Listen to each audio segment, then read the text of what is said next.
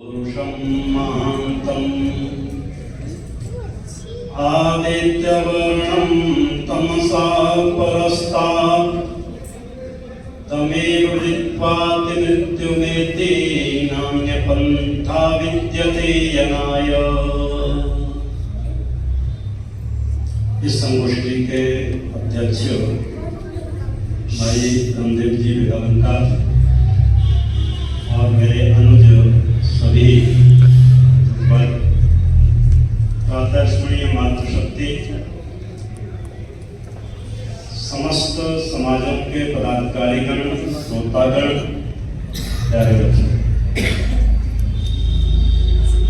मेरे से पूर्व आप चर्चा सुन रहे हैं। रात मैंने अपनी बात जहाँ से समाप्त की थी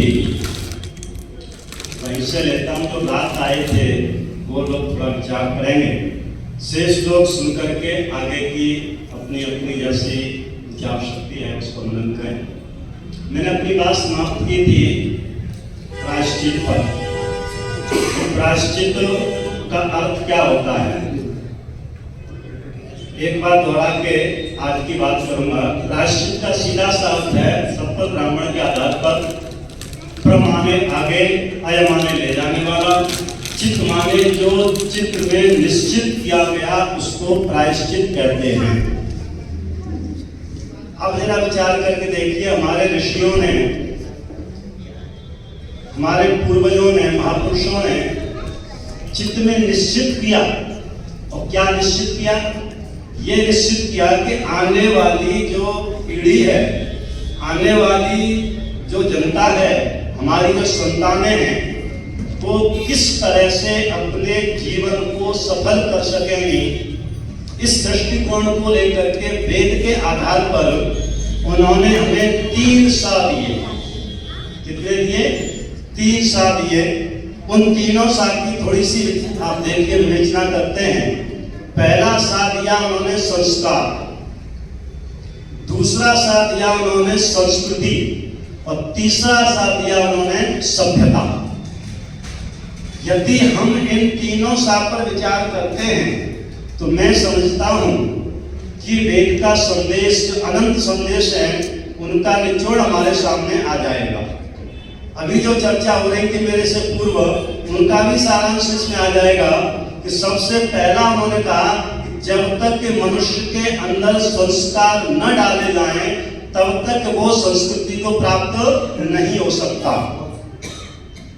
अब जरा विचार करके देखिए, जब संस्कार की बात आई तो मैं एक बात आपसे कहना चाहता हूं जरा कि किसी मकान की नींव आप टेढ़ी रख दीजिए और टेढ़ी नींव रखने के बाद में किसी इंजीनियर को बुला करके ये कहिए भैया इस दीवार को सीधी लगा दो, क्या लग जाएगी?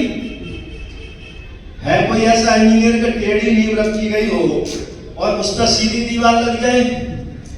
इसी तरह से जब तक मनुष्य के अंदर संस्कार रूपी नींव नहीं डाली जाएगी तब तक आगे की संस्कृति, आगे की दिनचर्या, आगे का उसका दर्शन प्रदर्शन सारा का सारा टेढ़ा ही रहेगा।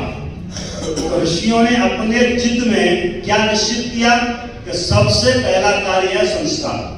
और संस्कार की जब बात करते हैं तो आप स्मृतियों में देखेंगे 108 स्मृतियां हमारे सामने आज एक ही मिलती है, मनुस्मृति नाम सुना है हमने। यदि देखेंगे तो 108 स्मृतियां हमें उपलब्ध होती हैं, उनके नाम। तो उनमें कहा गया कि भाई 48 संस्कारों का विधान मिलता है। 48 संस्कार मनुष्य के होने चाहिए, लेकिन आज सबसे कम ऋषि ध्यान ने सबको छांट करके एक विवेचन करके हमारे सामने 16 संस्कारों का विधान रखा। और वो 16 संस्कार मनुष्य को निर्मित करने के लिए, मनुष्य को सुदृढ़ करने के लिए, मर्यादित रहने के लिए उन संस्कारों की एक परिकल्पना करते हुए और कहा कि भैया संस्कार की भट्टी से आपको निकलना पड़ेगा और जो व्यक्ति संस्कार की भट्टी से नहीं निकलेगा वो व्यक्ति आगे अपने जीवन में सफल नहीं हो सकता।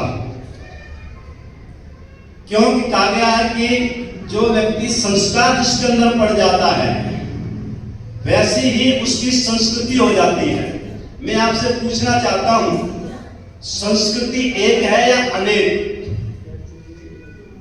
क्या विचार है हमारा? संस्कृति हमारी एक है। सभ्यता एक है या अनेक? हाँ, ये बहुत बढ़िया बात है। सभ्यता तो है अनेक और संस्कृति है एक।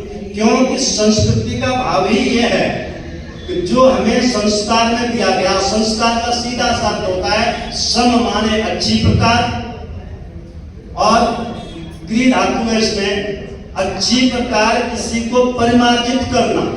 मैं एक जगह पढ़ रहा था कि सामग्री को संस्कृत किया जाए, सामग्री का संस्कार किया जाए।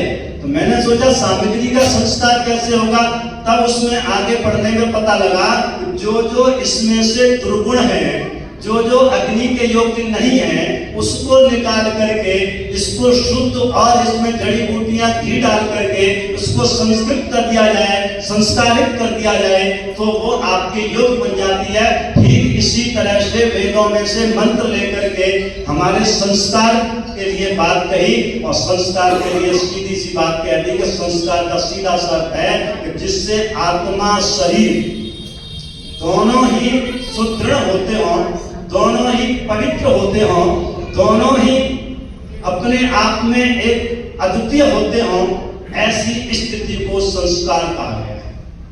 अब जरा विचार करके देखिए, जब संस्कार कह दिया गया, संस्कार के बाद बात आती है संस्कृति की, तो संस्कृति वह होती है जो आपने वेदोक्त संस्कारों को जिया, वेदोक्त संस्कारों के आधार पर आपके जीवन का निर्माण हुआ, उसके बाद में आपने सारी जिंदगी जो प्रदर्शन किया। क्योंकि प्रदर्शन कैसा होता है, जिसका जैसा दर्शन होता है। तो हमारे ऋषियों ने संस्कार के रूप में दर्शन दिए, 16 संस्कार, और जैसा व्यक्ति के अंदर कानों के द्वारा, आंखों के द्वारा अंदर जो दर्शन गया, वही व्यक्ति प्रदर्शन करता रहता है सारी जिंदगी। एक व्यक्ति का मेरे पास फोन आया, अभी 8-10 दिन की बात है, मैंने जब ये बात कही तो कहने लगे नहीं नहीं ये तो गलत है, आप जो बात कह रहे हो ना, कभी कभी व्यक्ति दर्शन को छिपा करके अन्य प्रदर्शन करता रहता है और अपनी बात सामने आने नहीं देता, हकीकत सामने आने नहीं देता। मैं उस व्यक्तियों से कहना चाहूंगा, आप संस्कार के आगे एक चीज लगा दीजिए जिसका नाम है कु। क्या है ये? कु। संस्कार के आगे कु लगे तब क्या हो जाएगा? कुसंस्कार। तो वो व्यक्ति संस्कारित नहीं है, वो व्यक्ति कुसंस्कारित है, जो अपने आप को छिपा करके समाज के सामने अन्य प्रदर्शन करता है और रियल में कुछ होता और है। वो व्यक्ति संस्कृति नहीं होती, वो जो है वैदिक नहीं हो सकता, उसके वैदिक संस्कार नहीं हुए हैं, इसलिए वो ऐसा प्रदर्शन कर रहा है। नहीं तो दर्शन कहता है जो जो आपने सीखा है उसी का प्रदर्शन कीजिए, तभी जाकर के बात बनती है। तो संस्कृति हमारी एक है जो कि वेदोक्त है। दूसरी बात सभ्यता की बात आती है, सभ्यता अलग अलग हो सकती है। रात में ये बात आई थी तो वेद हमें संस्कृति और सभ्यता सिखाता है। तो सभ्यता क्षत्रिय की अलग है, वैश्य की अलग है, ब्राह्मण की अलग है। सभ्यता माने सभ्य समाज, किसी समाज का जो सभ्य व्यक्ति है वो उन नियमों को धारण कर लेता है और उनको करवाता है, वो सभ्यता बन जाती है। लेकिन जब एक बात आती है सिद्धांत की, एक शब्द और जोड़ दीजिए कि सिद्धांत। सिद्धांत जब शब्द जुड़ जाता है तब कहते हैं कि हमारे सामने कितनी भी परिस्थिति क्यों ना हो। परसों मेरे पास एक व्हाट्सएप आया था, यही के लोग हैं, आज उपस्थित नहीं है।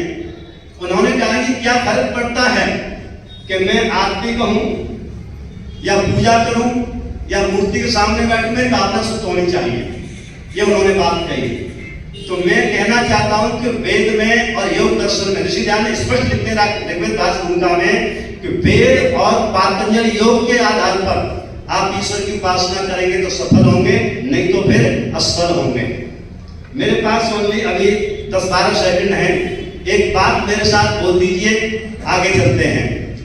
कल का आज का पूरा जो निचोड़ है मैं आपको एक श्लोक के माध्यम से कहना चाहता हूं महर्षि वेदव्यास ने शांति पर्व में 63वें अध्याय के 175वें श्लोक में ये बात कही। कल का आज का सारा निचोड़ आप मेरे साथ बोल दीजिए। एक श्लोक है छोटा सा, पहले मैं बोलूंगा फिर आप बोलिए। वेदा में परमं चक्षु, वेदा में परमं बलम, वेदा में परमं धाम, वेदा में ब्रह्म च उत्तम। इसके अलावा मैं नहीं समझता कि मनुष्य के लिए किसी और की आवश्यकता होती है। क्यों जी? क्योंकि वेद ही मेरे चक्षु हों, वेद उत्तम है, वेद के द्वारा ही मैं देखूं। वेदा में परमं बलम, वेद ही मेरा परम बल हो, और वेदा में परमं धाम, वेद ही मेरा आश्रय हो, और वेदा में ब्रह्म च उत्तमम, वेद ही मेरे उपास्य देव हों। जब ये बात कही तो मैं कहता हूं इससे अलावा और कुछ नहीं हो सकता। तो मेरा समय जो है हो गया। आपने बड़े ध्यान से सुना। इति ओम शब्द।